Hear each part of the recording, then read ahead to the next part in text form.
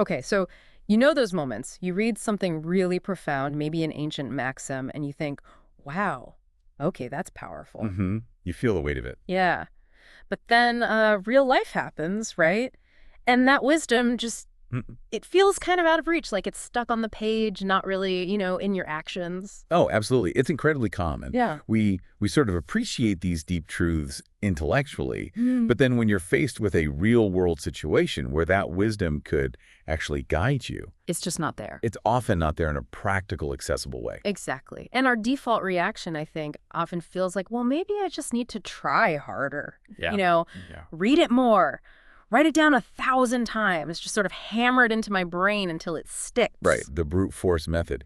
Yeah. And the sources you shared for this deep dive offer a really fascinating counterpoint to that exact idea. Mm. They suggest that rote memorization or even just like intellectualizing these ideas isn't actually the most effective path, not for making them useful. Okay, all right. So if just trying to remember them doesn't quite cut it, what's the surprising approach this material suggests instead? Where are we supposed to look for this wisdom, if not just on the page? Well, the core idea here is really a shift in perspective. Yeah. It's interesting. Instead of trying to recall a maxim only in that moment you think you need it, Uh-huh. the sources propose we learned to proactively recognize and apply these truths in our daily lives. And the method they suggest is, well, I think it's quite powerful. Find people around you who already embody these methods. Embody them. Yeah, learn by observing them. Your friends, colleagues, people you actually know. Learn from your friends. Okay, that feels a bit counterintuitive, maybe, compared to just poring over old books. But all right, the sources give a specific example, don't they? This friend who travels alone every year. They do, yeah, to Paris, just for art museums. Right. It's such a vivid illustration. I mean, think about this person works a part-time job, saves very diligently, and every single year since college, they've made this trip happen just to immerse themselves in art. Yeah. Alone.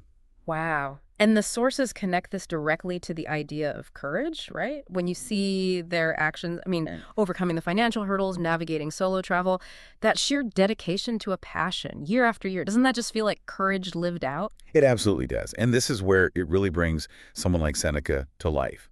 His words, highlighted in the source, virtue is not revealed in comfort, but in the struggle against difficulty. That friend's yearly journey, their commitment, despite, practical challenges, Yeah. that is the struggle Seneca's talking about. You see it. So by seeing their actions, that maxim about virtue and struggle, it stops being just an abstract line from a book. It gets tied to a real person, a real story. Exactly. And for you, the listener, thinking about someone you know who embodies courage, maybe in a totally different way, well, that feels much more concrete, doesn't it? More memorable? Precisely. And this taps into a fundamental memory principle the sources highlight.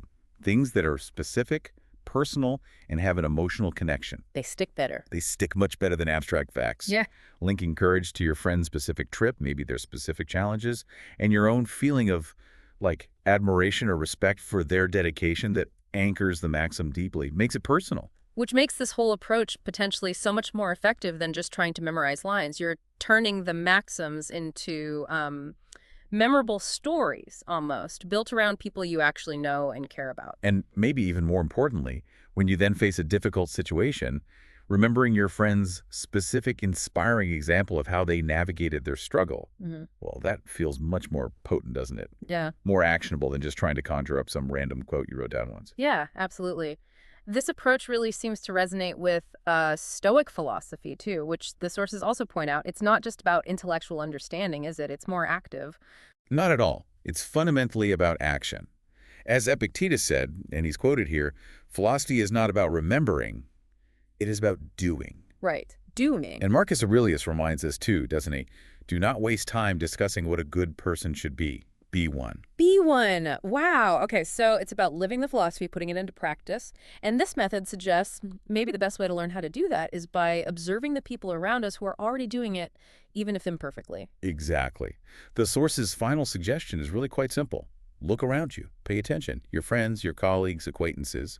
The wisdom of the ages might be living right beside you in their actions. So what this deep dive seems to suggest is that making those powerful maxims truly practical isn't really about, memorizing words perfectly. It's more about finding those words embodied, brought to life in the actions of people you know. turning abstract ideas into concrete emotional anchors, Right. things that can actually guide you when it really matters. So a final thought then, building on that. If true wisdom really is found in action and observation. Yeah. What virtue might you, the listener, see embodied in a friend or acquaintance this